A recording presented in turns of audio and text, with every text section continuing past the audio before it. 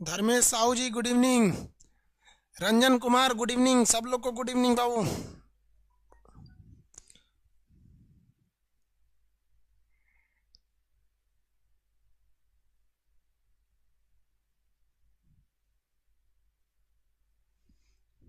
सब लोग को गुड इवनिंग गुड इवनिंग। कैसे हैं लोग? ऐसे अंधेरा में पढ़ा दी कि रोशनी करें।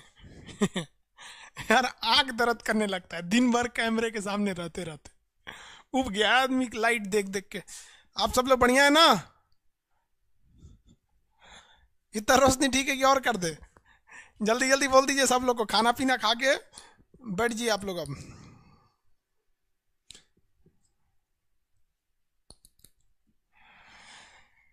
Good evening. चलिए सब मूड में है सब पढ़ने के लिए। केमिस्ट्री स्टार्ट करते हैं। केमिस्ट्री स्टार्ट किया जाए ना? हम भी यार रेडी हो जाए। जल्दी जल्दी आइए लोग। सर्वर बैलेंस हो जाए फिर स्टार्ट करेंगे। 1 मिनट का आपको टाइम दे रहे हैं। 1 से 2 मिनट में सर्वर बैलेंस हो जाएगा। आप सबको पता है हमको अभी थोड़ा सा एक बात का डर लगा। आवाज जा रही है कि नहीं? लव यू गुरु जी। सब लोग को लव यू। आवाज जा रही है तो यस बोल दीजिए। आवाज जा रही है? यस। चलिए इसका मतलब आवाज पहुंच रहा है जी। Yes sir. पता है हमको अभी डर लग गया था कि कहीं आज का भी क्लास सस्पेंड ना हो जाए। पता है पूरी ऑल ओवर इंडिया का सर्वर बैठ गया था। यूट्यूब से लेके सर आप लोग यूट्यूब चला रहे होंगे 6 से 7 के बीच में नहीं चल रहा होगा। चाहे आप इंटरनेट लीजिए वाईफाई लीजिए कुछ भी लिख रहा होगा सर्वर एरर 5505 ऐसे करके लिख रहा होगा। कितने लोग को लिख रहा था? पीडीएफ डाल दिया हमने। पीडीएफ डाल दिए। क्लास खत्म होने के बाद दिख जाएगा। बॉटनी का पीडीएफ डाल दिए हैं और ये केमिस्ट्री का पीडीएफ डाल दिए। देखिए यही पीडीएफ डाले हैं जो यहाँ लिखे हैं। आप लोग मेरे बात पे विश्वास नहीं करते ना तो यहाँ प्रूफ के लिए रखे हैं। सब बिलीव नहीं करेगा सब। यहाँ सामने पीडीएफ देखो। यही पीडीएफ डाल दिए हैं।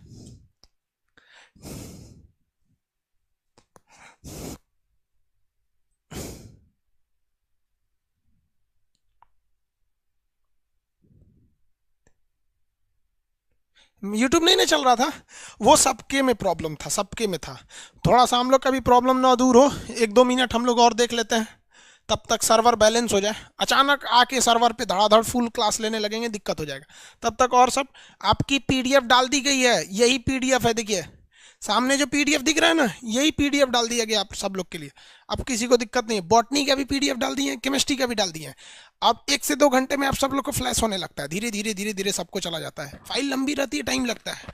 देखते हैं कभी किसी को 10 आदमी को यूट्यूब कोई बड़ा फाइल भेजिए तो टाइम लग जाता है।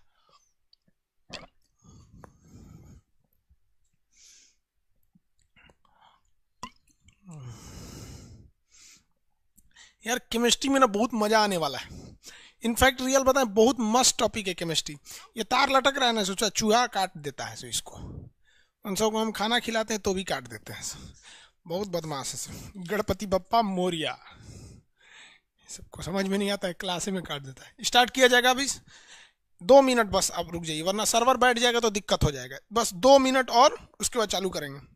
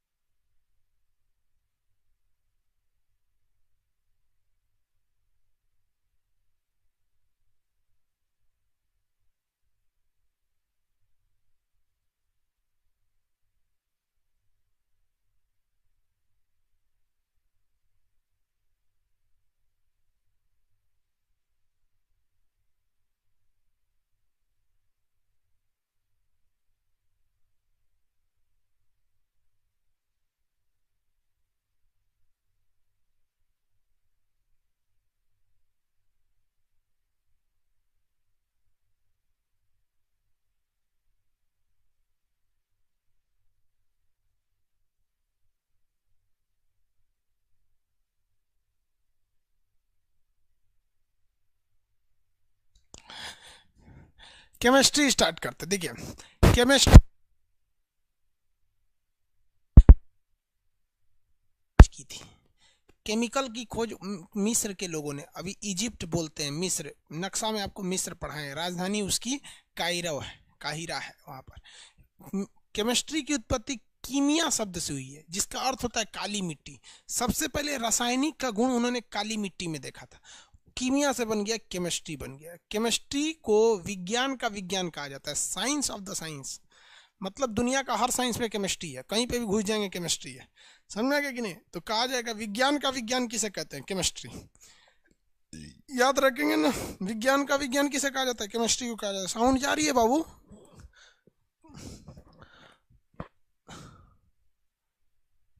अनुराधा कुमारी, साउंड नहीं जा रहा है?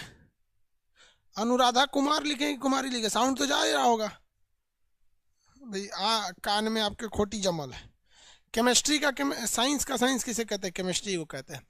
अब देखिए, इसमें हम लोग को पढ़ना क्या है, किसी भी चीज़ के आंतरिक संरचनाओं के बारे में पढ़ना है कि कौन सी चीज़ किससे रिएक्ट कर सकती है, किससे रिएक्ट नहीं कर सकती है, वो किस स्टेज में जाएगी, सॉलिड, लिक्विड, गैस, या फिर मेटल, नॉन मेटल जाएगा, मिश्रण जाएगा, यौगिक जाएगा, कंपाउंड जाएगा, मिक्सचर जाएगा, ये सब चीज़ें जाएंगी।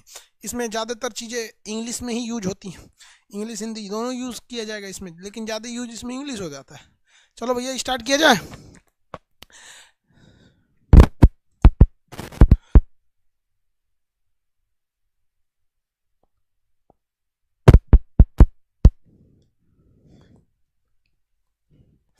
देखिए, कोई भी चीज के अंदर साइंस और फिजिक्स दोनों आपस में, फिजिक्स और केमिस्ट्री आपस में मैच करेंगे। सब कमेंट छोड़ दीजिए, अब आप लोग यहाँ आप ध्यान दीजिए, कहीं पे भी अगर आप फिजिक्स पढ़ेंगे ना तो जरूरी है कि आपको केमिस्ट्री भी देखने को मिलेगी, तो दोनों आपको मैच करके मिलेगी। इसीलिए आपको यहाँ भी आप अगर आप देखेंगे तो आपको दोनों चीजें देखने को मिल रही होगी। देखिए, कोई भी पदार्थ को इंग्लिश में क्या कहते हैं, आप बता सकते हैं? दुनिया में पदार्थ इंग्लिश में कहा जाता है मैटर या सब्सटेंस। दुनिया में कोई भी चीज़ जो है उसे हम लोग पदार्थ या सब्सटेंस कहते हैं। दुनिया की हर चीज़ें पदार्थ और सब्सटेंस है, जिसके अंदर जगह घेरने की क्षमता है और जिसमें कुछ वजन होता है, उसे हम पदार्थ कहते हैं। दुनिया की हर एक चीज़ पदार्थ यानी मैटर है, क्योंकि दुनिया की हर चीज़ कुछ ना कुछ जगह घेरती है और सब में कुछ ना कुछ वजन होता है। हवा में भी वजन होता है, आप गुब्बारा में भर के देखिए, खाली एक काम किए, ट्रैक्टर का खाली टायर लीजिए और उसमें हवा भर के लीजिए, भारी हो जाता है। गुब्बारा है, बड़े साइज का गुब्बारा, उसमें हवा भर के लीजिए, खाली कीजिए, थोड़ा सा अंतर आ जाता है, जगह भी घेरता है। दुनिया में केवल ऐसा चीज लाइट है ना, प्रकाश, लाइट, जो जगह तो घेर लेता है लेकिन इसके अंदर तो कोई भी वेट नहीं होता है, भार नहीं होता है, इसलिए ये पदार्थ नहीं है। बाकी दुनिया की सारी चीजें पदार्थ है। तो पदार्थों को हम दो टाइप में बांट सकते हैं, एक फिजिकल टाइप में और एक रासायनिक टाइप में। तो फिजिकल का मतलब क्या होता है? भौतिक आधार पर उसको छू छा के देख लीजिए, नहीं बोलते हैं फिजिकल हमला कर दिया, मार दिया यहाँ पर, या फिर शरीर से जुड़ा चीज़ या छू के देख लेने की चीज़ को क्या कहते हैं? फिजिकल। फिजिकली किसी चीज़ को 5 टाइप में बांट सकते हैं। आपको पता है सॉलिड, गधा तो है नहीं जिसको पता नहीं, सॉलिड जिसका साइज फिक्स हो, बहे नहीं, खड़ा रहे, जैसे रख देंगे वैसे ही रहेगा। लिक्विड बह जाएगा, लिक्विड क्या हो जाएगा? बह जाएगा। और गैस उड़ जाएगा। इतना तो बेवकूफ़ों को भी पता रहता है यार, अब इसमें क्या समझाना है। हर सॉलिड के अंदर के जो मॉलिक्यूल्स होते हैं काफ़ी करीब करीब पकड़े रहते हैं, इसके थोड़े दूर दूर होते हैं और इसके बहुत ही ज़्यादा दूर होते हैं। इनके बीच जो आकर्षण बल होता है, खींच के रखने की क्षमता ज़्यादा होती है, इसमें कम होती है, इसमें एकदम ही कम होती है। तीसरा और चौथा जरूरी है था प्लाज्मा अवस्था। चौथा कौन सा है? प्लाज्मा। प्लाज्मा अवस्था, भैया सब प्लाज्मा अवस्था के लिए हीट बहुत ज़्यादा जरूरी होती है। प्लाज्मा अवस्था में कोई भी चीज़ चला जाएगा बट उसके लिए हीट जरूरी चाहिए। लोहा देख रहे हैं, लोहा को 1700 डिग्री सेल्सियस गर्म कर देंगे ना तो पानी की तरफ बहने लगता है, लिबिर लिबिर हो जाता है लोहा, वही प्लाज्मा अवस्था में चला जाता है। खेखार देखें, खेखार, थूक, खेखार, लेई सब तो फेंकता है, सब बोकर देता है, सब वही है प्लाज्मा। उसी टाइप में दिखता है प्लाज्मा। प्लाज्मा क्या होता है? वो बैठा रहेगा सॉलिड की तरह, लेकिन उसको धकियाएंगे ना तो पानी की तरह ऐसे ऐसे होगा, लेकिन ससुरा डगरेगा नहीं। खेखार को देखिएगा ना, थूक देंगे तो ऐसे ऐसे होगा, वहीं पे जाएगा नहीं। पानी पे पानी मारिए, ससुरा जीत करता है, ढकेल रही रहेंगे हम। देखते हैं आंगन में कोनो कोनो एक कटोरा थूक के चल जाता है, ससुरा लगता है। अब CBSE बोर्ड वालों का आंगन इतना छोटा होता है, हम लोग देहात वाले हैं, हम लोग का आंगना बहुत बड़का होता है, इसमें बड़ा सा आंगन होता है, उसमें बीच में एक नल रहेगा। रात में किसी CBSE वालों को उठा दीजिएगा, डर जाएगा, इतना बड़ा आंगन है, समझ आएगा कि नहीं? CBSE वालों में वो सारा होता ही नहीं है। साउंड नहीं आ रहा है? यार साउंड प्रॉब्लम कैसे हो रही है यार? अब साउंड ठीक है? अब साउंड ठीक है कि नहीं है? किसी को दिक्कत? अब साउंड ठीक है? अरे साउंड ठीक हुआ या नहीं हुआ? ओके बोल के भेजो भाई। ओके, साउंड ठीक है तो ओके बोलो। हाँ ओके है। ओके है, चलो भैया ओके है, ठीक है ठीक है। वो तार घिंचा गया था, यही तरवा घिंचा गया था जेब में।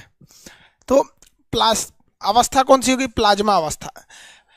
लोहा को गला दीजिएगा तो प्लाज्मा अवस्था। खेखार टाइप का जो अवस्था होता है वो क्या होता है? प्लाज्मा अवस्था होता है। तो प्लाज्मा अवस्था बहुत ज्यादा हीट करने पे होता है। आप कहेंगे खेखार हीट करने पे, भैया खेखार एक प्लाज्मा की तरह दिखता है, ओरिजिनली वो प्लाज्मा अवस्था नहीं है, लेकिन आपको देखने के लिए वही प्लाज्मा अवस्था हो जाता है। चौथा हो जाता है Bose Einstein condensate. Bose Einstein, Bose नाम है, आइंस्टीन नाम है, कंडेंसेट, कंडेंसेट,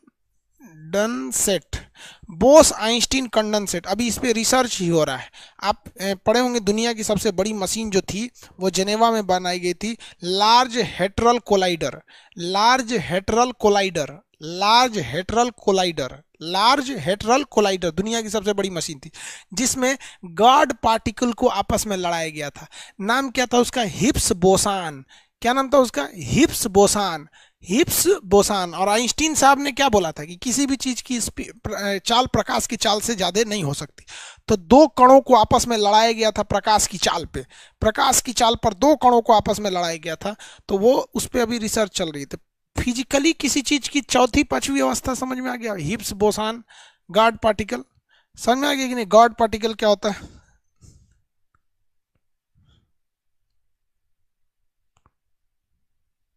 अभी तक चालू है प्लांट, हाँ अभी रिसर्च चल रहा है, लेकिन कुछ खास इस पे डेवलपमेंट देखने को नहीं मिला है। इस पे डेवलपमेंट देखने को नहीं मिला खास। और ये समझ में आ गया भौतिक अवस्था से। अब भैया हमको भौतिक यानी फिजिकल पढ़ना थोड़ी है, बस हल्का सा बता दिए आपको सॉलिड लिक्विड गैस वगैरह के बारे में। यहाँ पर इसमें एक और चीज होती थी, सॉलिड लिक्विड गैस, इन तीनों में आपको क्या देखना है भैया? सॉलिड लिक्विड गैस में ये पूछता है कभी कभी, देखिए जैसे सॉलिड क्या होता है, गैस क्या होता है, इन सबको तो पता ही है ना आप लोग को। अब बताएंगे ध्यान से। लगभग लगभग 0 केल्विन। पानी ऐसा चीज है जो तीनों में जा सकता है। पानी क्या हो सकता है? तीनों में जा सकता है। ठोस, जब बर्फ रहेगा तो ठोस रहेगा, पानी बन गया तो द्रव हो गया, भाप बन के उड़ सकता है। तरक बिंदु किसे कहते हैं? वैसा पॉइंट जिस पर क्या रहता है भैया? पानी जो रहता है वो तीनों अवस्थाओं में देखने को मिल जाता है, उसे तरक बिंदु कहा जाता है। अब आप बताएंगे, यहाँ देखिए कुछ आपसे क्वेश्चन पूछा जाएगा, आप इसको अच्छे से जवाब दीजिएगा। कहता है कि घनत्व, घनत्व मतलब ज्यादा घना कौन होगा? तो आप बताइए सबसे ज्यादा घना कौन रहता है? तो सॉलिड रहता है। सबसे कम घना कौन रहता है? गैस। हमेशा द्रव बीच में रहेगा। सबसे ज्यादा घना यानी सॉलिड, सबसे ज्यादा घना कौन रहता है? सॉलिड। और कम घना कौन रहता है? गैस। बी हमेशा द्रव बीच में रहेगा, या तो ये पहले होगा या तो ये, हमेशा सोच रहा बीच में रहे। कर अंतरा आणविक आकर्षण बल। आणविक आकर्षण बल मतलब होता है इंट्रामोलिकुलर फोर्स, अपने को खींच के रखने की क्षमता। तो सॉलिड बहुत जबरदस्त खींच के रखे रहते हैं सर, गैस एक दूसरे को खींचते नहीं है सर, इसलिए फेंका जाता है, ये नहीं फेंकाता है। समझ में आ गया नहीं आ गया? दूसरा पूछता है प्रसार यानी एक्सपेंशन, किसमें ज्यादा प्रसार देखने को मिलेगा? तो सबको पता है भैया गैस बहुत जल्दी फैल जाती है, रखिएगा पूरी तरह से फैल जाएगा, प्रसार ज्यादा होता है। आप देखिए ना, केमिस्ट्री का भी एक अलग सेक्शन बना दिए बाबू, बन चुका है यार, अभी फर्स्ट क्लास है ना। केमिस्ट्री में जो लाइव देखेंगे वो केमिस्ट्री में देखेंगे, और लाइव खत्म होने के बाद वो केमिस्ट्री प्रीवियस में चला जाएगा। जैसे कैसे लाइव आके देख लेते हैं, लाइव तो सब लोग आराम से देख लेते हो, लाइव फिजिक्स देख लेते हो, खत्म होने के बाद 2 घंटे बाद वो चला जाता है फिजिक्स प्रीवियस में, बायोलॉजी जाता है बायोलॉजी प्रीवियस में, ये जाएगा केमिस्ट्री प्रीवियस में। ये देखिए कितना जल्दी फैल गया, फैल गया कि नहीं फैल गया? कैमरा मत बंद कर दे, फैल गया। क्यों है भैया? ये गैसियस स्टेट में बहुत जल्दी फैल जाता है। जबकि अगर हम इस तरह से कोई ईंटा पत्थर फेंकेंगे, ले जाएगा? नहीं जाएगा। विसरण मतलब क्या होता है? देखिए प्रसार का मतलब होता है एक डायरेक्शन में फैलना, किसी एक डायरेक्शन में। विसरण मतलब होता है किसी भी डायरेक्शन में फैल जाना। डिफ्यूजन बोलते हैं इंग्लिश में, इसे क्या कहते हैं? डिफ्यूजन कहते हैं। सबसे ज्यादा डिफ्यूजन गैस का होता है। देखते हैं कैसे कोनो ससुरा गैस छोड़ देता है, देखते हैं मूली खा के आएगा गैस छोड़ेगा, सोचा पूरा गमका देता है, गमका दिया, भयानक गमका देता है। सॉलिड चीज नहीं प्रसारित नहीं होती है, पत्थर रख देंगे तो वहीं रहेगा, पत्थर नहीं होता है। तो सबसे कम यही, सबसे ज्यादा प्रसारित होता है गैस। गतिज ऊर्जा, तो भैया जिसमें गति ज्यादा होगी, गतिज ऊर्जा उसके पास ज्यादा होगा, तो गैस के पास गतिज ऊर्जा ज्यादा, सॉलिड के पास गतिज ऊर्जा कम। अंतरा आणविक स्थान यानी दो परमाणुओं के बीच की खाली जगह, तो गैस में ज्यादा जगह होता है, सॉलिड में जगह कम होता है। ये जितनी चीजें बताए हैं, इनफैक्ट हमको ये चीजें आपको नहीं बताने लायक था, क्योंकि इतना तो हम उम्मीद कर रहे थे कि आप जान रहे हो, क्योंकि ये हम फिजिकल प्रॉपर्टी बता रहे हैं केमिस्ट्री के चैप्टर में। अब हम केमिस्ट्री पे स्टार्ट करते हैं। आई होप आप इतना समझे होंगे। बोल तो रहे हैं भैया पीडीएफ क्लास खत्म होने के बाद जाएगा, फिर भी पीडीएफ कर रहा है।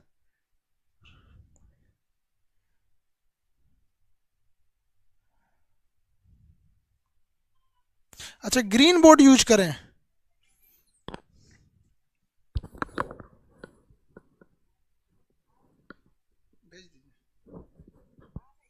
नहीं नहीं नहीं नहीं,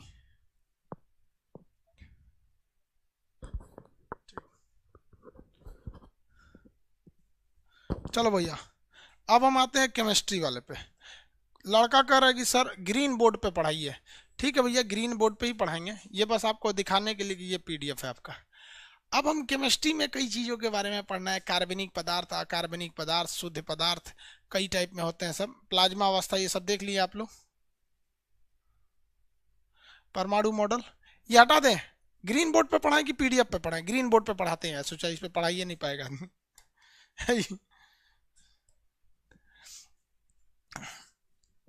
एटम के बारे में देखते हैं, यहां से मेन आपकी केमिस्ट्री शुरू होती है। हिंदी में कहते हैं परमाणु।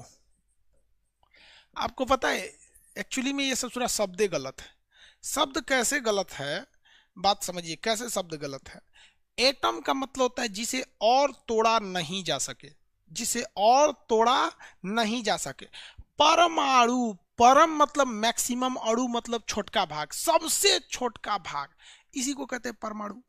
तो ये एक्चुअली शब्द गलत है। कैसे, देखिए बात, शब्द गलत, इतना शब्द पे मत पकड़िएगा, हम आपको समझने के लिए बता रहे।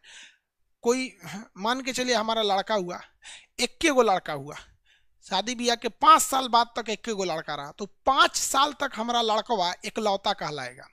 लेकिन बाई दी वे हमारा एगो और हो गया, उसको बादो अगर कोई उसको एकलौता कह रहा है तो लोल है, क्योंकि हमारा तो एगो और लड़का हो गया। अरे अभी हुआ नहीं रे, सब बोलता है तो हो गया। हाँ देखो मैं फिर कौन बोल रही है, राइट मोनी।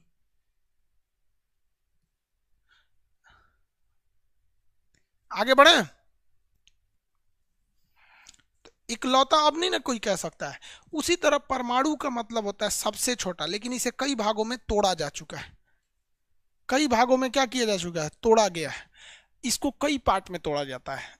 जैसे देखिए परमाणु ये हो गया, ये नाभिक हो गया, उसका बीच का पार्ट नाभिक है, और ये उसकी कक्षाएं हैं, ये उसकी क्या है, कक्षाएं हैं। इसके बीच में क्या, यहाँ पे क्या रहते हैं सब भाई साहब, इलेक्ट्रॉन रहते हैं। क्या रहेंगे सर, इलेक्ट्रॉन। इसके चारों ओर क्या घूमते रहते हैं सर, इलेक्ट्रॉन घूमते रहते हैं सर। ये गोल गोल है सब इलेक्ट्रॉन, और बीच में रहता है सब न्यूट्रॉन और प्रोटॉन, और बाहर में रहते हैं सर इलेक्ट्रॉन।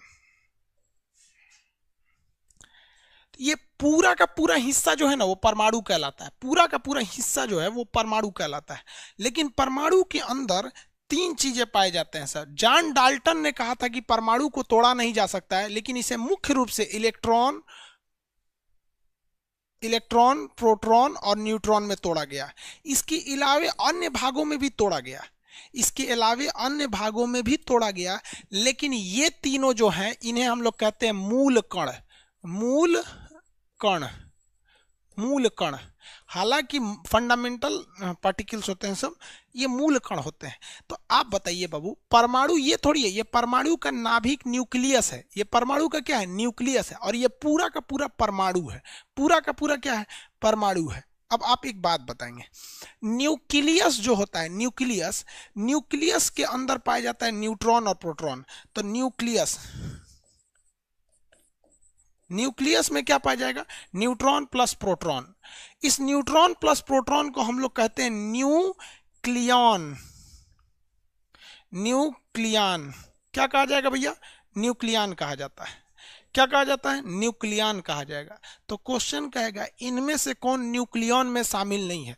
तो भैया न्यूक्लियन का मतलब होता है न्यूक्लियस, जो जो इसमें शामिल रहता है उन्हें कहा जाता है न्यूक्लियन कहा जाता है। तो न्यूट्रॉन प्रोटॉन न्यूक्लियन में आते हैं, और इलेक्ट्रॉन क्या करते हैं? बाहर चक्कर लगाते हैं। इलेक्ट्रॉन बाहर चक्कर लगाते हैं, सब किसी को कोई दिक्कत नहीं है। इलेक्ट्रॉन क्या करेगा? बाहर का बाहर ये चक्कर लगाता है। कहेगा इनमें से कौन सा अस्थाई तत्व है? तो भैया ये तीनों अस्थाई हैं सब, ये हमेशा रहते हैं सब पेड़, उसमें तीनों के तीनों क्या है? अस्थाई कण है सब। अब आपको एक चीज तो पता है कि परमाणु का साइज बड़ा होता है, परमाणु का साइज बड़ा होता है, और न्यूक्लियस का साइज छोटा होता है। न्यूक्लियस का साइज छोटा होता है, जिसको न्यूक्लियस को हिंदी में क्या कहते हैं भैया? इंग्लिश में कहते हैं केंद्रक। इसे क्या नाभिक कहते हैं, नाभिक, केंद्रक नहीं, नाभिक। तो आप बताइए परमाणु बड़ा होता है, ये तो सबको पता है, परमाणु बड़ा होता है, और जबकि ये नाभिक छोटा होता है। इसमें एक क्वेश्चन ये पूछता है कि परमाणु को हम किस में नापते हैं? तो परमाणु को हम एंगस्ट्रॉम में नापते हैं। किस में नापते हैं? एंगस्ट्रॉम। 10 के पावर -10 को क्या कहते हैं? एंगस्ट्रॉम कहते हैं। 10 के पावर -10 को क्या कहा जाता है? एंगस्ट्रॉम। तो जब भी क्वेश्चन आएगा कहा जाएगा कि परमाणु को किस में नापते हैं? तो एंगस्ट्रॉम में नापते हैं, एंगस्ट्रॉम। एंगस्ट्रॉम में नापा जाएगा। समझ में आ गया कि नहीं? क्या 10 के पावर -10 क्या होता है? मीटर होता है। 10 के पावर -10 मीटर। 10 के पावर 10 मीटर को हम क्या कहते हैं? एक एंगस्ट्रॉम कहते हैं। जबकि अगर आपसे क्वेश्चन पूछेगा कि नाभिक को किस में नापते हैं, यानी न्यूक्लियस को, तो नाभिक तो और छोटा होता है भाई साहब, ये तो और छोटा हो जाएगा। तो नाभिक को जब भी नापा जाएगा तो ये और छोटा होता है, 10 के पावर -15 मीटर होता है। माइनस का मतलब होता है उतना बार टुकड़ा। अगर किसी चीज पर 10 के पावर -2 है तो इसका मतलब -2 का मतलब 100 बार इसका टुकड़ा किया गया है। 10 के पावर -3 है तो -1000 बार टुकड़ा किया गया है। 10 के पावर -4 है तो 10,000 बार टुकड़ा है। 10 के पावर -5 है तो समझ सकते हैं कि 1,00,000 टुकड़ा है। तो 1 मीटर का कितना बार टुकड़ा करना है? 10 के पावर -10। तो भैया ये तो फिर भी बड़ा हो गया, और नाभिक तो और छोटा हो जाता है, 10 के पावर -15। 10 के पावर -15 को क्या कहते हैं आप बताइए? 10 के पावर -15 को क्या कहा जाता है?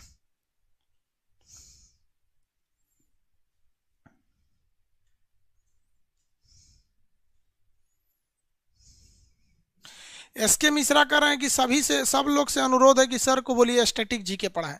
मतलब आपको क्या लगता है सर को नहीं पता है? एसके मिश्रा कह रहे हैं सब लोग बोलिए। अरे भाई आप बोलिए चाहे नहीं बोलिए, हमारी भी तो जिम्मेदारी बनती है।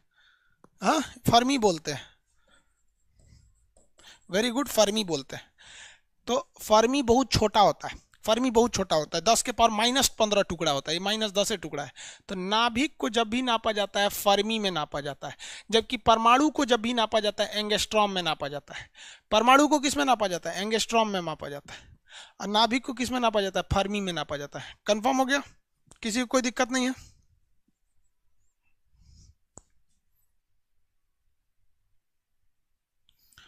आगे बढ़े, किसी को कोई दिक्कत नहीं है ना इसमें? नाभिक की त्रिज्या वगैरह ये क्वेश्चन अक्सर पूछता है, इसलिए ये सब चीजों को ध्यान में रखिएगा, वरना गड़बड़ हो जाता है।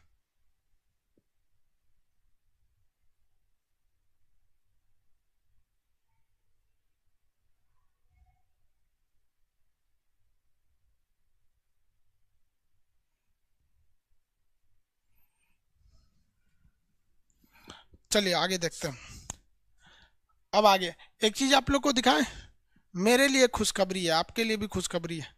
ज्यादा मेरे लिए, आपके लिए भी सही है। 2 मिनट देख लीजिए, फिर आगे बताते हैं आपको। पहचान रहे हैं कौन है? अरे भाई सब कितने लोग पहचान रहे हैं भाई? हम ही है, दिख रहा है?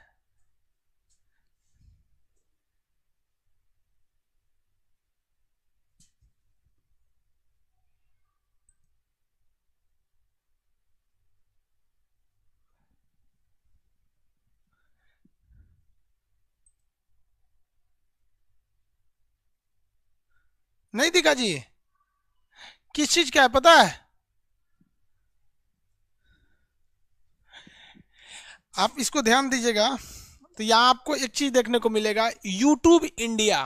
मतलब और इसके बगल में अगर आप देखेंगे तो एक ब्लू कलर का टिक का निशान बना हुआ है। मतलब ये कोई भी फेक अकाउंट नहीं है, ट्विटर अकाउंट है यूट्यूब इंडिया का। यूट्यूब इंडिया ने आज एक वीडियो रिलीज किया है जिसमें उसने कहा है कि 2020 में कह रहा है they kept our spirit up and they are rising up up and up. मतलब ये लोग भागते जा रहे हैं, भागते जा रहे हैं। Meet the top breakout creator of 2020, 2020 के जो टॉप क्रिएटर हैं उनसे मिलिए। ये कोई पब्लिक या कोई आदमी नहीं बोल रहा है भाई साहब। आप अगर जाइए यूट्यूब इंडिया के ऑफिशियल ट्विटर हैंडल पे, देखिए यहाँ क्या लिखा है, यूट्यूब इंडिया, ये ब्लू टिक मारा है, ये ऑफिशियल है। और इसने 10 लोगों का नाम दिया था, 10 लोगों का नाम। मेरा नाम इसने 8वें नंबर पे लिया। मतलब इंडिया के टॉप 8 नंबर पे हमको खुद यूट्यूब इंडिया ने बोला यहाँ पे। मतलब ऑल ओवर इंडिया, टीचिंग में तो सबसे आगे लेके आएगी, पूरे ऑल ओवर यूट्यूब पे। पहले नंबर पे कौन है पता है? देखिए फर्स्ट ये यूट्यूब इंडिया है, फर्स्ट नंबर पे कैरी मिनाटी, सेकंड नंबर पे टोटल गेमिंग, फिर उज्जवल गेमिंग, ऐसे करके ये लोग हैं। मेरे आगे 7 आदमी हैं। 8वें नंबर पे खान सर पटना। भाई साहब मेरे लिए तो बहुत बड़ी बात है। और आप सब लोग को धन्यवाद देते, एप्लीकेशन वालों को विशेष धन्यवाद देते यार। आप लोग के सपोर्ट के बिना ये पॉसिबल ही नहीं होता था कि एक ऐसा आदमी जो एकदम सामान्य जीवन जीता था, आज वो देखता है सोचा जेब का चेन टूटल है, फुर्सत नहीं मिल रहा इसको बनवाने, ऐसा आदमी को इंडिया के 8वें नंबर पे पहुंचा दिए। तो आप सबको कहते हैं, आप अगर गांव से हैं हिंदी मीडियम के, हमको सीबीएसई वाला भगा दिया था, तू लोग हिंदी मीडियम वाला किसी काम का नहीं होता, और आज हमको कहाँ तक लेके गया, 8वें नंबर पे लेके चला गया। आप सब लोग को एक बार फिर से धन्यवाद भाई। आप लोग को कैसे धन्यवाद दे, बहुत बहुत धन्यवाद आप लोग को यार। बताओ पूरे ऑल ओवर इंडिया में हमको 8वें नंबर पे भेज दिया, खुद यूट्यूबर ने बोला है। क्या लिखा है देख रहे हैं, rising up up and up. बहुत खुशी होता है यार ट्वीट करके जब बोलता है। और ये हमारे पास स्पेशली नहीं आया है, ये खुद यूट्यूब इंडिया ने वीडियो ट्विटर पे डाल रखा है। आप उसके ऑफिशियल हैंडलिंग पे जाके देख सकते हैं। थैंक यू, लव यू, सब लोग को लव यू। समझ में आ गया? तो आप लोग ने जो विश्वास दिखाया, जो प्यार दिया, उसके लिए धन्यवाद। और हम आपको कहते हैं ना, केमिस्ट्री से, ये केमिस्ट्री का चीज़ है तो बैच है तो केमिस्ट्री के बारे में बताएंगे। प्यार हो जाएगा रे केमिस्ट्री से, प्यार जैसे तुमको होता है ना, वैसे वैसे केमिस्ट्री से प्यार हो जाएगा। देखते चलो यहाँ पर ऐसे ही किसी को 8वां नंबर पे नहीं भेज देता है। ये भगवान हमको अहंकार से बचाए, लेकिन हम अहंकार की बात नहीं कर रहे हैं यार, जो फैक्ट है वो दिखा रहे हैं। बहुत कम का अंतर होता है विश्वास और अहंकार में। मैं कर सकता हूं ये विश्वास है, सिर्फ मैं ही कर सकता हूं ये अहंकार है। हमने ये नहीं कहा कि मेरा ही 8वां नंबर, भाई हमसे आगे अभी 7 लोग हैं। समझ में? कैरी मिनाटी बहुत गरियाता है। चलो भाई आगे बढ़ते हैं। हाँ, बहुत बहुत धन्यवाद आप लोग का। खुश हैं आप लोग? नंबर 1 पे, अरे भाई साहब हमारा नंबर 1 कब? जब आप नंबर 1 पे रहेंगे तो मेरा नंबर 1 पे। मेरे लिए बहुत बड़ी यही बात है कि यार गांव के लोगों को भी आप सोच सकते हो ना, आप इतने दिन से पढ़ रहे होगे, 4-5 कपड़ों पे ही हमको देखे होंगे, उतने है है चुचरा, तो फिर उससे ज़्यादा हम दिल ले आएंगे कहाँ से? चलो भाई आगे आते हैं, ज़्यादा टाइम नहीं लेंगे आपका। ये क्या खुल गया? अच्छा पीडीएफ खुल गया।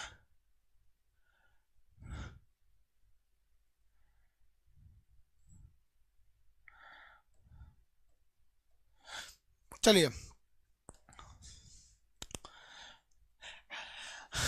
अब बात करते हैं धीरे धीरे केमिस्ट्री की शुरुआत कैसे हुई। डायरेक्ट हम लोग को ना मिल गया कि भैया इलेक्ट्रॉन है, न्यूट्रॉन है, प्रोटॉन है, डायरेक्ट मिल गया। हम लोग ना आपको पढ़ा दिए, डायरेक्ट ऐसे मिला तो था नहीं। इसमें सबसे पहले आया था रदरफोर्ड। कौन आया था? रदरफोर्ड। रदरफोर्ड रदरफोर्ड ने एक प्रयोग किया था जिसका नाम था अल्फा स्कैटरिंग, अल्फा प्रकीर्णन। अल्फा प्रकीर्णन, अल्फा स्कैटरिंग का प्रयोग किया था। और इसमें इसने प्रयोग किया गामा रेज का। किसका? गामा किरण का प्रयोग किया, गामा किरण का प्रयोग किया। और इसने क्या किया, एक सोने की बहुत पतली चादर लिया, सोने की बहुत पतली चादर लिया, और यहां से उसने गामा किरण को भेजा। तो देखा कि ज्यादातर गामा किरणें पार होकर चली गई, ज्यादातर गामा किरणें पार होकर चली गई। मतलब जितनी 90% जो थी, 90% इस सोने की, किस चीज का ये था, परमाणु था, एयू, सोना का परमाणु, सोना, अरे जो महिला पहनती है सोना का परमाणु, सोना का परमाणु था। सर जी ऑनलाइन पार्टी तो बनती है यार। ऑनलाइन पार्टी देते, देखो केमिस्ट्री में तुमको पार्टी देते हैं। पढ़ो पढ़ो, देखो यहाँ पार्टी आएगा। ये भी पार्टी से कम नहीं, इतना मजा आता है केमिस्ट्री पढ़ने में। देखो, तो उसने परमाणु लिया। अब आपको ये लग रहा है ना परमाणु है यार, परमाणु का शकल देख लो हमेशा। जब भी परमाणु परमाणु एटम एटम बोलेंगे ना, तो ये शकल आनी चाहिए, खूब ज्यादा लच्छादार रहेगा, बीच में एक नाभिक रहेगा। तो रदरफोर्ड ने क्या किया, उसने देखना चाहा कि परमाणु में क्या है। तो किसी चीज को देखने के लिए अच्छा रास्ता है, पेनिट्रेट कर दीजिए। पेनिट्रेट मतलब छेद के जाइए उसमें। तो देखा कि सोच 90% तो निकल गया। तो रदरफोर्ड ने सिद्धांत दिया कि परमाणु का अधिकांश भाग खोखला है। क्या है? खोखला है। और कहे में भैया 90% तो चीर के निकल गया, 90% तो चीर के निकल गया, इसलिए परमाणु का अधिकांश भाग खोखला है। दूसरा उन्होंने क्या देखा, उन्होंने देखा कि जो किरणें बीच से गई जा रही हैं वो भाग जा रही हैं साइड में। कहाँ भाग रही हैं भाई? साइड में भाग रही हैं। तो उन्होंने देखा कि लगभग 9% किरणें डाइवर्ट कर गई, मतलब कोई है जो उसको ढकेल दिया साइड में। तो उन्होंने कहा कि ससुरा अल्फा किरण जो होता है, क्या होता है? अल्फा किरण जो होता है पॉजिटिव होता है। अल्फा किरण जो होता है वो पॉजिटिव होता है। फिजिक्स में आपको पढ़ना है, जस्ट हीट के बाद लाइट चैप्टर है, वहां पढ़ाएंगे आपको। तो अल्फा किरण पॉजिटिव होता है और इसको किसी ने लात मार के ढकेला है। इसका मतलब आप बताइए कि जो यहां बैठा है वो पॉजिटिव होगा कि निगेटिव होगा? अल्फा किरण पॉजिटिव होती है। जो किरणें इस पे डाला था रदरफोर्डवा, वो बताइए जब ये बाहर भागा है, पॉजिटिव किरणों को डाइवर्ट किया है, तो यहां अंदर पॉजिटिव होगा कि निगेटिव होगा? जल्दी कमेंट कीजिए। Positive, very good, very good.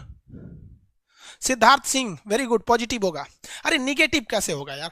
एक बात बताओ यार, ये पॉजिटिव किरण है, ये पॉजिटिव किरण है। अगर यहां निगेटिव रहता तो खींच लेता, भगाता क्यों? खींच लेता ना, भगाता क्यों? यहां पे खींच लेता, वो भगा दिया है। इसका मतलब भगाया है तो बीच का चीज प्लस है, बीच का चीज प्लस है, बीच का चीज क्या है? प्लस है। रदरफोर्ड धीरे धीरे वैज्ञानिक बनते जा रहा है। देखिए इसके बाद उसने क्या किया रदरफोर्ड, कि एकदम ससुरा बीचवे में ठूस दिया एगो किरण को। बीचवे में ठूसा न तो टकरा के वापस चला आया। बीचवा में जब ठूसा तो टकरा के वापस चल गया। कई ससुरा टकरा के वापस क्यों आया? इसका मतलब ये हुआ कि परमाणु का बाहरी भाग खोखला है लेकिन अंदर का भाग खोखला नहीं है। याद रखिएगा, इसका मतलब यही हुआ कि परमाणु का बाहरी भाग खोखला है लेकिन अंदर का भाग खोखला नहीं है। उसने अंदर वाले इस भाग को बोला नाभिक। अंदर वाले इस भाग का नाम क्या बोला? नाभिक रख दिया। क्या नाम रखा? नाभिक रखा। और कहा कि जो नाभिक होता है वो पॉजिटिव चार्ज होता है। नाभिक क्या होता है? पॉजिटिव चार्ज होता है। और नाभिक साथ में साथ क्या होता है? ठोस होता है। अब देखिए ठोस कैसे? क्योंकि ठोस नहीं रहता, खोखला रहता तो पार हो जाता। तो जो बीच से गया है, टकरा के आया है, इस बेसिस पे कह दिया ठोस होता है। पॉजिटिव कैसे बोला? क्योंकि कुछ पॉजिटिव किरणें इसके पास से दूर भाग रही थी इसलिए पॉजिटिव बता दिया। और बीच वाले का नाम इसने कह दिया नाभिक होती है। तो न्यूक्लियस की खोज किसने किया था? रदरफोर्ड। न्यूक्लियस की खोज किसने किया? रदरफोर्ड ने। यहां तक में किसी को दिक्कत नहीं है, न्यूक्लियस की खोज रदरफोर्ड ने किया था। लेकिन रदरफोर्ड अपने जीवन में यही गलती कर बैठे और दूसरों को मौका दे दिए। आप भी दूसरों को मौका मत दीजिएगा। रदरफोर्ड के बाद आया था गोल्डस्टीन। कौन आया था? गोल्डस्टीन। गोल्डस्टीन ने कहा कि रे रदरफोर्डवा कौन चीज खोजा है रे? तो रदरफोर्ड कहा कि हम नाभिक खोजे हैं, नाभिक। कहा कि ये है का? रदरफोर्ड के बाद जो गोल्डस्टीन आया ना, कौन आया? गोल्डस्टीन। गोल्डस्टीन ई का किया, नाभिक को इसे खखोर के देखने लगा। खखोर के मतलब समझते, जब बकोट के देखने लगा। सोच रहा कौन ची है रे, इसको खखोर के देखने लगा। जब उसको खखोर के देख रहा था ना नाभिक को, तो उसमें से कुछ चीज मिला इसको। तो इसको इसे खखोर के देखा, निकाला। कह रे रदरफोर्ड, रदरफोर्ड है ना, तो है कौन ची है? कहा कि काज नहीं कौन चीज, कहाँ से मिला है? कह रहा कि तोरे नभिकवा में से मिला था, वही में से। कहा कि रे तुरी की क्या मिला था? तो गोल्डस्टीनवा खुश हो गया, हमरो वैज्ञानिक बन गए, हम वही एगो नया चीज खोज दिए। हम भी नया चीज खोज दिए, प्रोटॉन खोज दिया। क्या खोज दिया? प्रोटॉन खोज दिया। लेकिन ससुरा गोल्डस्टीन वो लोल था, वो कहता है कि हम नया चीज खोजे हैं, नया चीज खोजे हैं। रदरफोर्डवा उठा तो नाम रख दिया प्रोटॉन। तो प्रोटॉन को खोजा था गोल्डस्टीन लेकिन नाम रखा था रदरफोर्ड। प्रोटॉन को खोजा कौन? गोल्डस्टीन। नाम रखा था किसने नाम रखा? रदरफोर्ड ने नाम रखा। समझ में आ गया? अल्फा स्कैटरिंग में गामा रेज क्यों हुआ? सबसे ज्यादा पेनिट्रेशन पावर, छेदने की सबसे ज्यादा क्षमता गामा की होती है, इसीलिए उसने गामा का प्रयोग किया था। सबसे ज्यादा क्षमता उसने गामा क्या होती है इसलिए लिया था। आगे बढ़े, बताइए प्रोटॉन की खोज गोल्डस्टीन किया था। ये बताओ यार, रदरफोर्डवा बोका था ससुरा, बोका, बड़का बोका। अरे खोजले रहता तो हमको कितना आराम से पढ़ा देते। यहाँ नौटंकी करो, गोल्डस्टीन खोजा, रदरफोर्ड नाम रखा। अरे ससुरा, रदरफोर्ड तो बोक था ही ससुरा, गोल्डस्टीन वो बोके निकला, खोज के चल दिया, खुश हो गया, ओ माय गॉड हम प्रोटॉन खोज दिए, प्रोटॉन खोज दिए। एकरे एगो दोस्त था चैंडविक, क्या नाम था, चैंडविक, क्या नाम था, चैडविक, चैडविक नाम था। ये कहा कि हे कौन सी खोजा है रे गोल्डस्टीन, कहा कि वहीं में ऐसे खखोर रहे थे ना तो कुछ निकला है।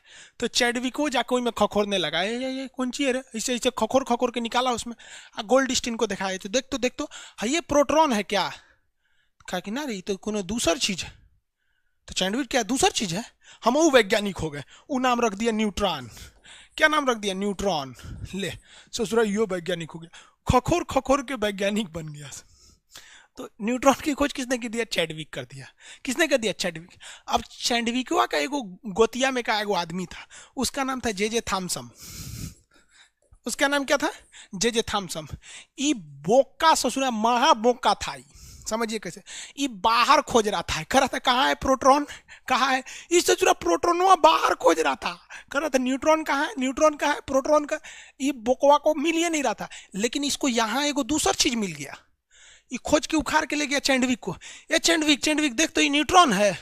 चैंडविक को कहा ना न्यूट्रॉन तो ना है, तो गोल्डस्टीन को कहा देख रहे ये प्रोटॉन है, कहा प्रोटॉन नहीं है, कहाँ से मिला है, कह रहे कि बारवा घूम रहा था, ये कहते बारवा घूम रहा था। तो थॉमसन पूछा तुम दोनों को नहीं पता है, इसका मतलब हम भी वैज्ञानिक, इसका नाम रख देते हैं इलेक्ट्रॉन है, इसका नाम रख दिया इलेक्ट्रॉन हो गया। Electron, proton, neutron. आपको पता है ये तीनों वैज्ञानिक को जन्म देने का एक और एक कारण था रदरफोर्ड का सुस्त होना। क्योंकि रदरफोर्ड जब पेनिट्रेट करके, छेद करके नाभिक तक पहुंच गया था, तो वो थोड़ा और मेहनत कर देता तो चैंडविक की जरूरत नहीं पड़ती, गोल्डस्टीन की जरूरत नहीं पड़ती, जे थॉमसन की जरूरत नहीं पड़ती। हम अकेले पढ़ाते कि चारों खोज इसी ने किया, समझ में आया?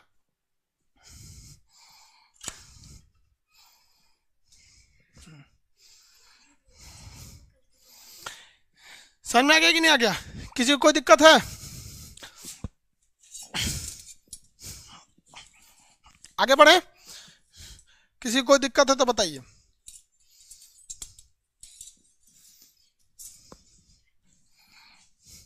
कोई दिक्कत नहीं? अरे भाई बुक भी आ गई है केमिस्ट्री की, लेना है तो ले लीजिएगा लोग।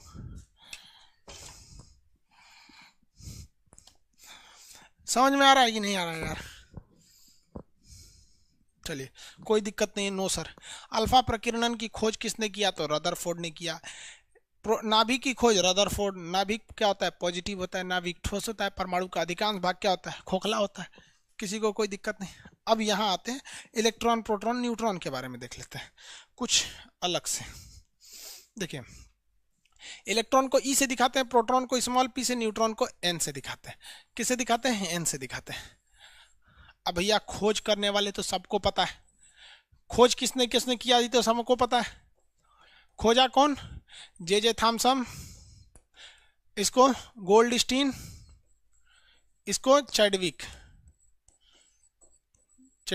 सोचो इंग्लिश में चैडविक लिखते तो गलत हो जाता, गोल्ड आसान था इसलिए उसको, जो इंग्लिश में आसान लगता है उसको इंग्लिश में लिख दो, जो हिंदी में आसान लगता है हिंदी में लिख दो। अब एक चीज देखते हैं, इन सब में एक चीज पता होना चाहिए कि चार्ज कहाँ होता है। चार्ज यानी आवेश, चार्ज मतलब आवेश। तो इलेक्ट्रॉन पर निगेटिव होता है, प्रोटॉन पर पॉजिटिव होता है, इस पर कोई चार्ज नहीं होता है, नो चार्ज। न्यूट्रॉन पर किसी भी प्रकार का चार्ज नहीं होता है, याद रखिएगा, न्यूट्रॉन पर किसी भी प्रकार का चार्ज नहीं होता है, कोई भी चार्ज नहीं होता है। समझ में आ गया? अब इसके बाद पूछेगा मास, द्रव्यमान। तो भैया न्यूट्रॉन ये सबसे हल्का होता है, इसका 1.9.1 इंटू 10⁻31 kg।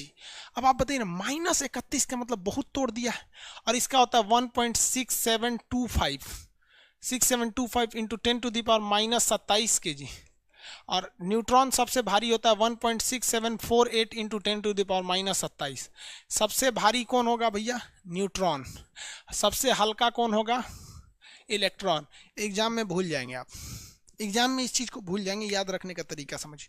कोई आदमी खूब मेहनत कर रहा है, दौड़ रहा है, दिन रात दौड़ रहा है, सवाल पैदा नहीं होता है कि भारी होगा, कभी भारी होगा नहीं। पुरुष मोटा क्यों नहीं होता है? पुरुष इसीलिए मोटा नहीं होता है कि बेचारा पुरुष जो है वो न्यूट्रॉन, देखिए ये नाभिक है, अब पुरुष जो होता है वो इलेक्ट्रॉन की तरह होता है, बेचारा दिन रात चक्कर काटते रहता है पुरुष, कमाने के लिए ऑफिस, घर, रूम, राशन की दुकान, ये वो चक्कर लगाता है, इसलिए उसका भार एकदम हल्का हो जाता है इलेक्ट्रॉन की तरह। महिला जो होती है न्यूट्रॉन की तरह, कोई आवेश नहीं है, चुपचाप सीरियल लगा दो, देखते रहो यहाँ पे, तो धीरे धीरे धीरे धीरे क्षेत्रफल बढ़ जाता है। तब कहेंगे ओ माय गॉड मैं तो मोटी हो गई, ग्रीन टी पियो, ग्रीन टी पियो, सोचिए ग्रीन टी पियो, यहाँ पर न्यूट्रॉन बन के बैठल रहेगी तो कौन चीज होगा? तो जो ज्यादा मेहनत करेगा हल्लुक होगा, मेहनत नहीं करेंगे मोटा के चकरा जाएंगे। तो न्यूट्रॉन पे कोई आवेश नहीं होता है, चुपचाप बैठल रहता है। वो कहाँ पर बैठा रहता है भैया? नाभिक में होता है। कहाँ होता है? नाभिक में। किसी को कोई दिक्कत? नाभिक में होता है। यहाँ न्यूट्रॉन भी होता है, यहीं पे प्रोटॉन भी होता है। तो न्यूट्रॉन सबसे भारी हो जाता है और ये ससुरा सबसे ज्यादा गति करता है, इसलिए हल्का हो जाता है। यही क्वेश्चन पूछता है। चार्जेज वगैरह याद रहेंगे आप लोग को, किसी को कोई दिक्कत है तो बोलेंगे। यहाँ तक में कोई problem? Congratulation from Amit Kumar Gupta. अरे यार कितनी बार अलग से कमेंट करोगे लोग? सब लोग को एक ही बार में कांग्रेचुलेशन।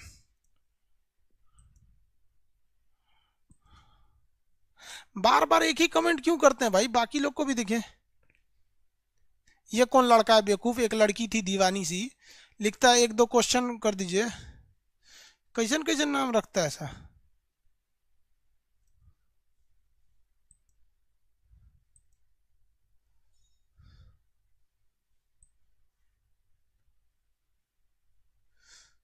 आगे बढ़े।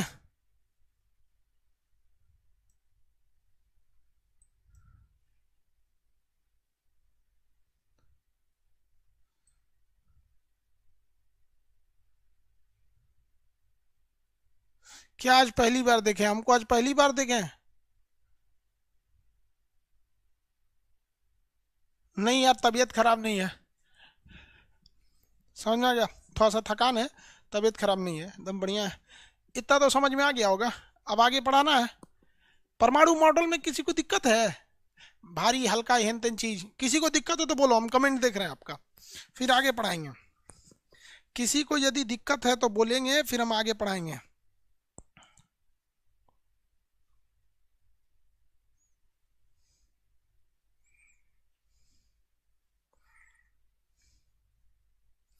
आगे बढ़ जाए।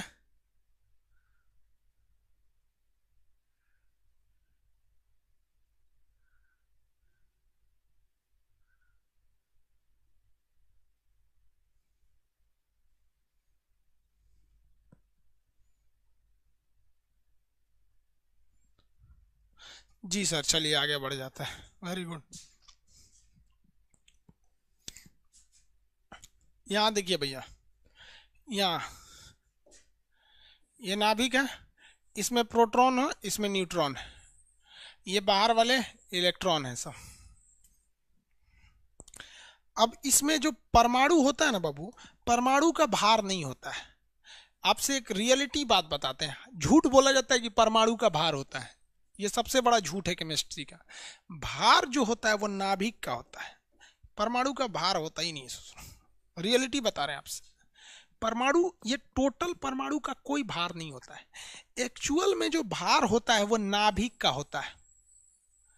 जरा सोच के देखिए ना, इलेक्ट्रॉन घूम रहा है, कोई भी चीज गति करेगी तो उसका भार नाप पाएंगे? नहीं नाप पाएंगे।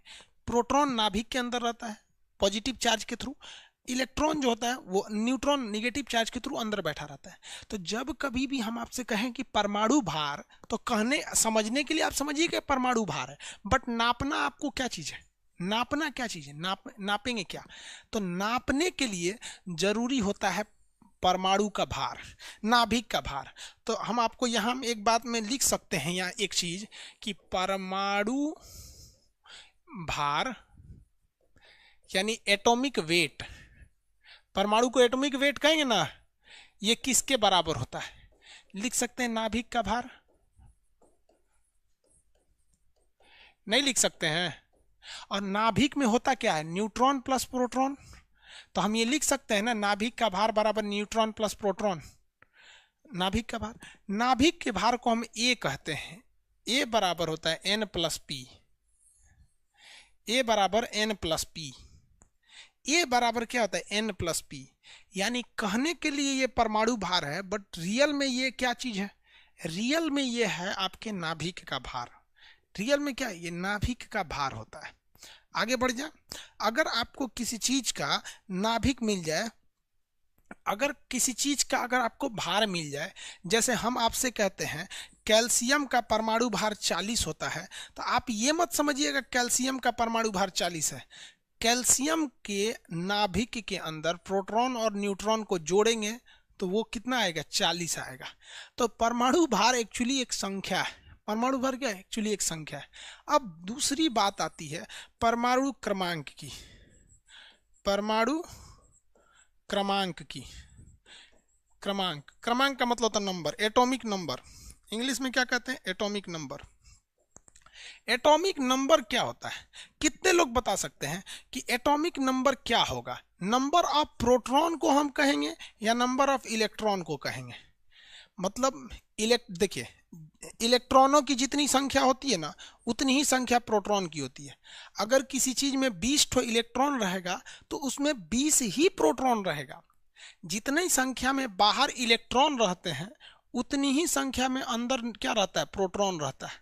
तो बात ये आती है जब दोनों बराबर है तो हम कहते हैं कि इन्हीं की संख्या को हम एटॉमिक नंबर या परमाणु क्रमांक कहते हैं। तो परमाणु क्रमांक, जैसे हम आपसे कहते हैं परमाणु भार, तो आपके दिमाग में एक सवाल आता है ना, परमाणु भार मतलब न्यूट्रॉन और प्रोटॉन को जोड़ के बोल रहे हैं। उसी तरह हम अगर आपसे कह दें कि परमाणु क्रमांक 40 है, तो इससे आप क्या समझ रहे हैं, हम प्रोटॉनों की संख्या बोले हैं कि बाहर के सभी इलेक्ट्रॉनों की संख्या बोले? हालांकि होता दोनों बराबर है, लेकिन प्रोटॉन या इलेक्ट्रॉन, क्या आंसर बोलिए तो आप बताइए, आप बताइए फटाफट फटाफट। नहीं, बोथ नहीं हो सकता है, कोई एक ही है। वो अलग बात है, बराबर है। मान के चलिए कोई हमारा जो नाम है वही किसी और का नाम रहेगा तो हम एक ही माँ बाप के थोड़ी ना औलाद हो जाएंगे। नाम तो बहुत लोग का सेम होता है। देखो भैया, बहुत वैज्ञानिकों में इस बात की बहस चढ़ गई कि परमाणु क्रमांक को, समझिए मेरी ओर समझिए, वैज्ञानिकों में इस बात की बहस हो गई कि परमाणु क्रमांक को किस पर बेस किया जाए। मतलब उन लोग का कहना था, कुछ का कहना था कि नहीं इलेक्ट्रॉन की संख्या को हम कहेंगे परमाणु संख्या है, तो कुछ लोगों का कहना था नहीं प्रोटॉन की संख्या को हम कहेंगे परमाणु संख्या है। तो जब मेंडलीव साहब आए और मेंडलीव के बाद जब मोसले आए तो उन्होंने कहा कि देखिए, पीरियोडिक टेबल एक सीटिंग अरेंजमेंट होगा जिसमें हर एक तत्वों को उनके सीटिंग अरेंजमेंट के हिसाब से बैठाया जाएगा। तो परमाणु क्रमांक को उन्होंने कहा कि भैया हम इसको प्रोटॉन की संख्या पे आधारित करेंगे। तो लोगों ने कहा क्यों, जब आप जितना प्रोटॉन है उतना ही इलेक्ट्रॉन है, तो आप इसको प्रेफरेंस क्यों दे रहे हैं? तो मोसले साहब ने कहा था कि प्रोटॉन कभी भी नाभिक के बाहर नहीं आ सकता है, इसलिए यदि हमने किसी की प्रोटॉनों की संख्या को रख दिए 40, यानी उसकी संख्या कितनी हो गई 40, यानी पीरियोडिक टेबल पे वो कहाँ जाकर बैठेगा, 40वें नंबर पे। तो लोगों ने कहा कि भैया तो अगर प्रोटॉन की संख्या 40 है तो इलेक्ट्रॉन की संख्या भी 40 है, तो इस आधार पे भी तो 40वें पे बैठेगा। तब मोसले साहब ने कहा था कि देख बेटा, इलेक्ट्रॉन एक आवारा कण होता है और ये चोट्टा इतना आवारा कण है कि कभी ये बाहरी कक्षा को छोड़ के भाग जाता है। क्या कर जाता है, भाग जाता है, तो इसकी संख्या घट जाएगी। और कभी कभी कभी एगो भागता है तो कभी दोनों भाग जाते हैं सब, तो ये बढ़ घट सकता है, कभी चला जाता है और कभी क्या करता है, कभी अपने भी आता है और कोनो औरों को पटा के लेके चल आता है। तो इस पूरा कब बढ़ेगा कब घटेगा कोई फिक्स ही नहीं है। इसीलिए अगर हम कभी भी परमाणु क्रमांक को इलेक्ट्रॉन पर बस बैठा देंगे तो उसका रोल नंबर हमेशा बदलेगा। परमाणु क्रमांक का मतलब होता है रोल नंबर वो वहीं रहेगा, आपका रोल नंबर बदलता नहीं है। आप जिस क्लास में रहेंगे उसी क्लास, मैट्रिक में पता चला जनवरी में ही रोल नंबर, फरवरी में ही तो एग्जाम टाइम कोई और। तो आप बताइए, वैज्ञानिकों ने इलेक्ट्रॉन को नहीं लिया, प्रोटॉन को लिया।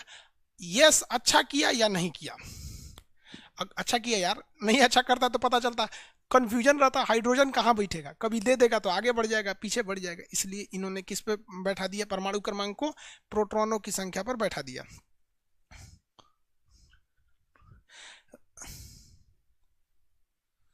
मेरे हाथ में क्या है?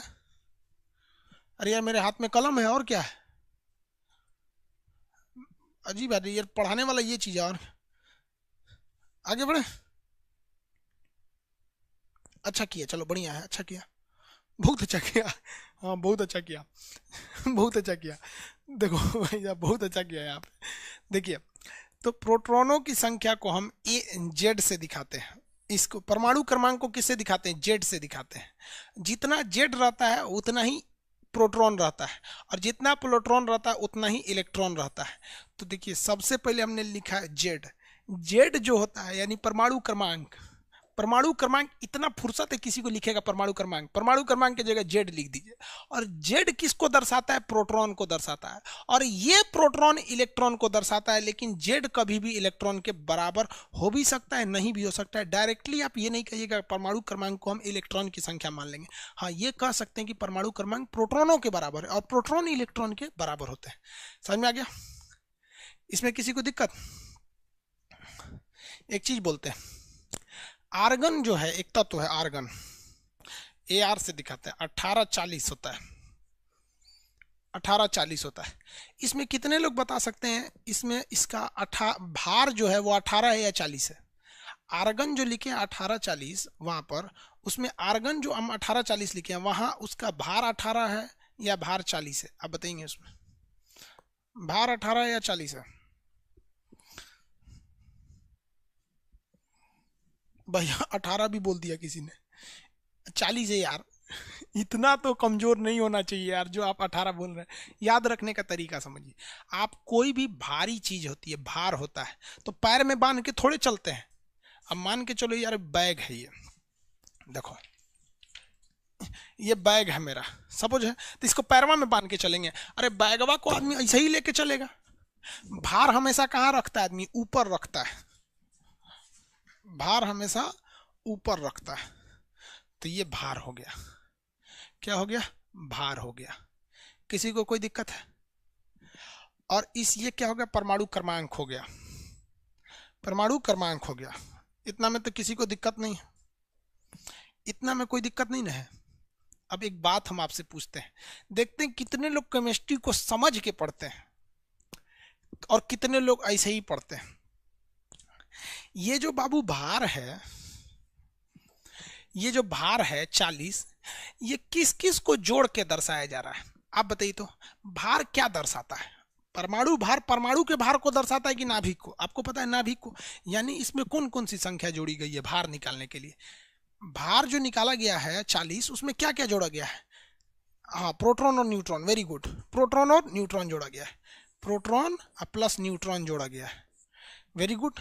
यानी 40 जो बना है प्रोटॉन और न्यूट्रॉन से मिलकर बना है। नीचे वाली संख्या ध्यान से देखना बाबू, नीचे वाली संख्या परमाणु क्रमांक है। नीचे वाली संख्या परमाणु क्रमांक यानी रोल नंबर है। और परमाणु क्रमांक यानी रोल नंबर क्या दर्शाता है?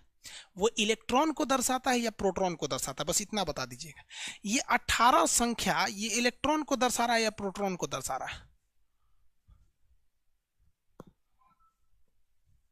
किसको दर्शा रहा है भैया?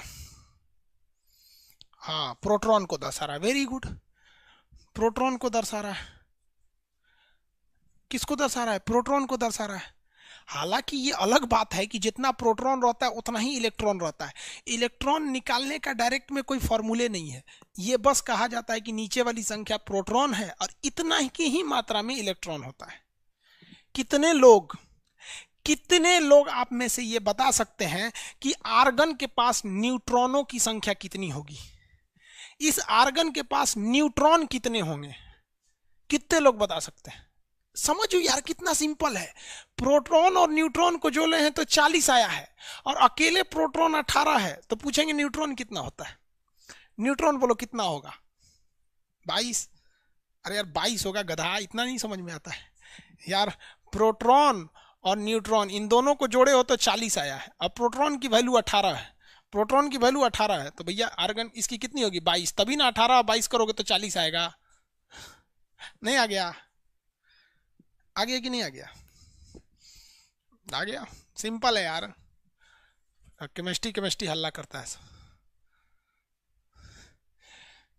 तो लोग समझता नहीं है यार। कोई वो टीचर कहता है सर केमिस्ट्री पहले हमको शुरू कर लेने दीजिएगा फिर आप कीजिएगा। चलिए आगे बढ़े, यहाँ देखो 44 कैसे आएगा यार?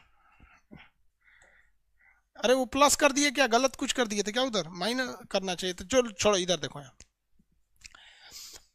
यहाँ हम आपसे एक चीज लिख देते हैं, 20 कैल्शियम 40।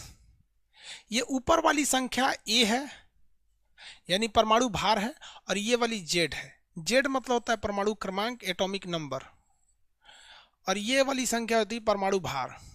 परमाणु भार, परमाणु भार किसको किसको दिखाता है? न्यूट्रॉन प्लस प्रोटॉन को। ये किसको दिखाता है? प्रोटॉन को दिखाता है। ये किसको दिखाता है? प्रोटॉन को दिखाता है। अगर हम किसी एक झटके में अगर पूछे न्यूट्रॉन क्या होता है, न्यूट्रॉन बराबर ऊपर माइनस नीचे,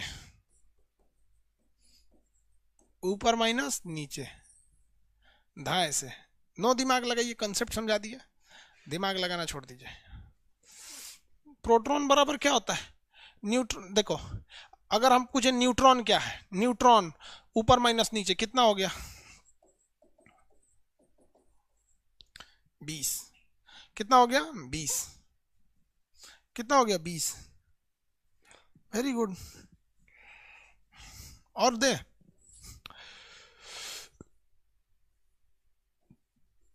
यूरेनियम निकालिए। आपको हम बोलते हैं इसमें इसमें आपको क्या क्या निकालना है? प्रोटॉन निकालना है, इसमें आपको इलेक्ट्रॉन निकालना है, इसमें आपको परमाणु क्रमांक यानी जेड निकालना है, इसमें आपको परमाणु भार ए निकालना है, और इसमें आपको न्यूट्रॉनों की संख्या एन निकालनी है। न्यूट्रॉनों की संख्या एन निकालनी। निकालिए निकालिए निकालिए, एक साथ आंसर दीजिएगा, घुचुर घुचुर करके नहीं, एक साथ। एक साथ पी बराबर इतना, ई बराबर इतना, जेड बराबर इतना, ये बराबर इतना, एक साथ आंसर चाहिए। यूरेनियम 92,235 का। कंफ्यूज नहीं हो जाइएगा, हम क्वेश्चन इधर लिख देते हैं।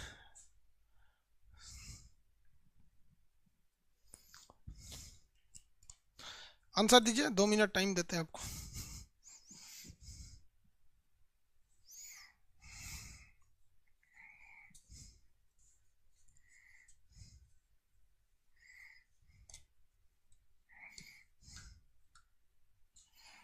वेरी गुड, हाँ वेरी गुड वेरी गुड, बहुत अच्छा यार, दिल खुश कर दिया लोगों ने।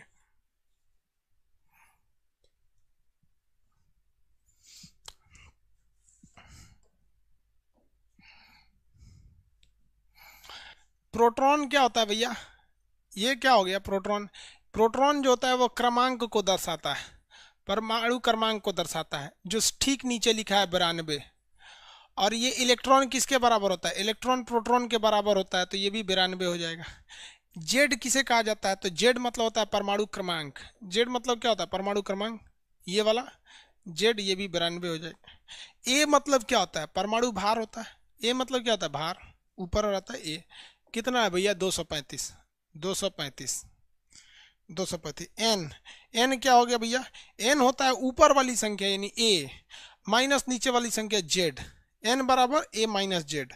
ए minus Z 235 minus 92, 243, 143, 143। Very good. अरे बाबू नेट आपका सही नहीं चल रहा होगा, मेरा तो सही चल रहा है। अरे फिजिक्स केमिस्ट्री समझ में आ रहा है यार? हाँ,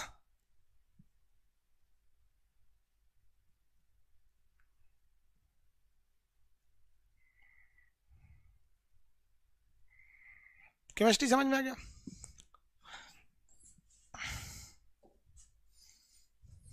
चलिए देखिए यहाँ, इसमें अगर आपको कोई भी अगर एलिमेंट दे देता है, अब यहाँ बनाने के चक्कर में मत रहिएगा, समझिएगा। कोई भी एलिमेंट देता है तो उसमें कुछ भी नहीं छुपा सकता है वो, केवल और केवल न्यूट्रॉन छुपा सकता है। बाकी तो सब चीज दिख ही रहा है यार। आपको नहीं लग रहा है सब कुछ दिख रहा है? आप बताइए ना, इसका परमाणु भार, परमाणु भार को हम ए से दिखाते हैं, नहीं दिख रहा है? ऊपर में 35 है। और क्या दिखा? परमाणु क्रमांक, परमाणु क्रमांक को किससे दिखाते हैं? जेड से दिखाते हैं, नहीं दिख रहा है? नीचे में 17 है। और परमाणु क्रमांक की किसकी संख्या होता है? प्रोटॉनों की संख्या होता है, 17, नहीं दिख रहा है? इलेक्ट्रॉनों की संख्या, प्रोटॉन की संख्या 17, नहीं दिख रहा है? छुपाएगा क्या यार? छुपाता केवल न्यूट्रॉन है। न्यूट्रॉनों की संख्या बराबर A minus Z. A minus Z, 35 minus 17 कितना हो जाएगा? 18।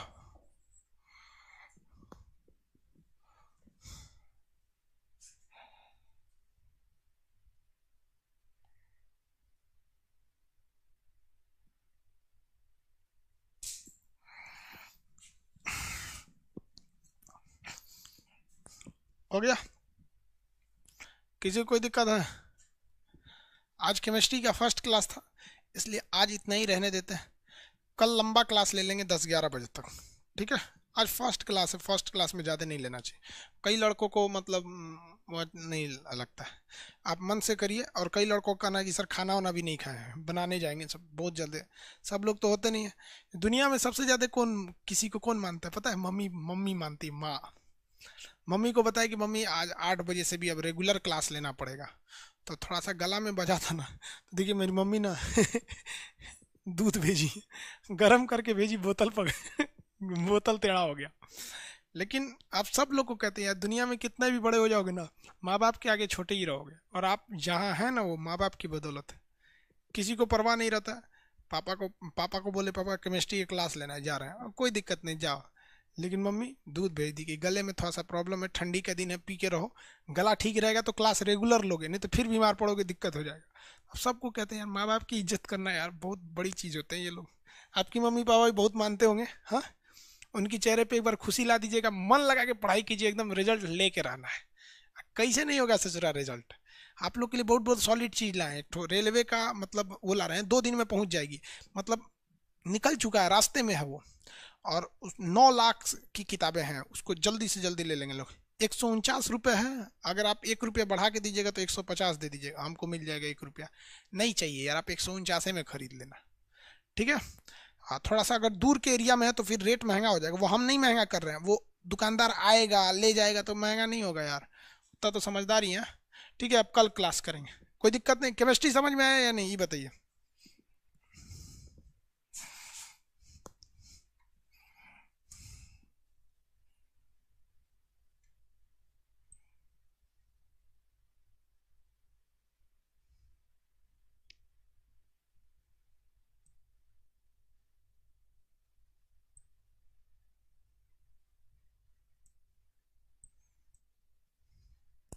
समझ में आ रहा है या नहीं आ रहा है? अच्छा से समझ में आ रहा है? यार केमिस्ट्री वगैरह पढ़ाई की जिम्मेदारी आप हमारे पे छोड़ दो यार। हम पढ़ाने लगेंगे तो मुर्दा भी उठ के पढ़ लेगा।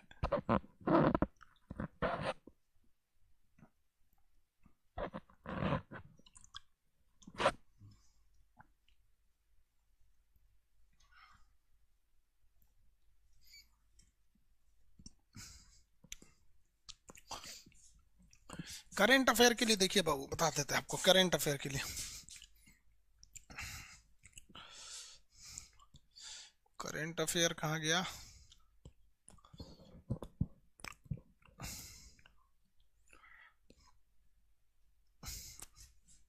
ये बुक देख रहे हैं, करेंट अफेयर।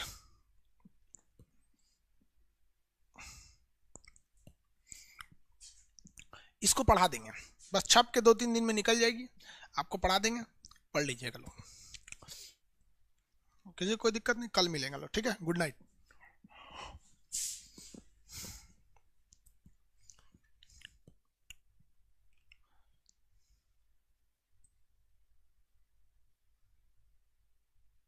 ये कौन बोलता है? Saurabh Kumar, I hate chemistry. काय लिए हेट करता है यार, मस्त चीज है केमिस्ट्री।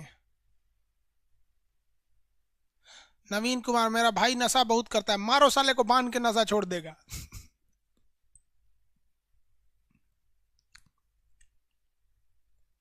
बंगाली में भी कर रहे हैं। दीपांकर जी, बंगाली में भी बहुत जल्दी हो जाएगा, जनवरी में आ जाएगी बंगाली में। थोड़ा सा टाइम लगता है यार, बंगाली राइटर जल्दी मिलता ही नहीं है, वो हिंदी से बंगाली करेगा। हम तो लिख के देंगे हिंदी में ही ना, वो बंगाली में ट्रांसलेट करेगा उसे।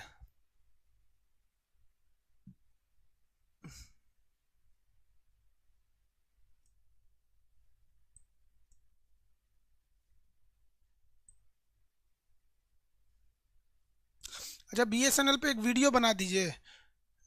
दिव्यांशु कुमार, ठीक है भाई, बीएसएनएल पे अभी वीडियो बना देते हैं। साहिश कुमार, गूगल हैक हो गया? नहीं हुआ यार, थोड़ा सा सर्वर प्रॉब्लम आ गया था। गूगल कैसे हैक हो जाएगा उस साला, अपने में बड़का जाइंट है वो।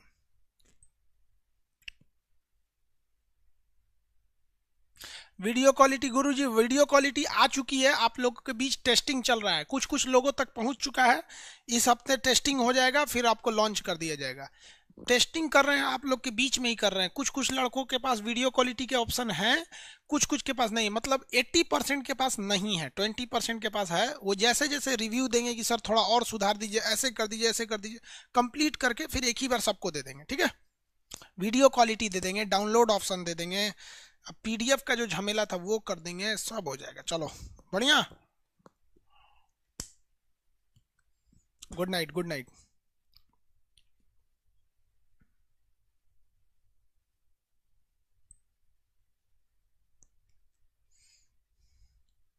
हरीश चंद कुमार, सर आप अपना नाम बता दीजिए। बाबू, शिक्षक का नाम उसके विद्यार्थियों से होता है, आप अपना नाम रोशन कीजिए, मेरा नाम ऐसे ही हो जाएगा। मेरा नाम पूछ के क्या करते हो यार, आपके नाम के बिना मेरा नाम अधूरा है, फिर क्या हमको शर्मिंदा करते हैं आप। हम्म। मेरा नाम जानना चाहते हैं तो आप अपना नाम रोशन कीजिए, आपके नाम से मेरा नाम हो सके और हम शान से कह सके हम आप लोग आपको पढ़ाए हैं।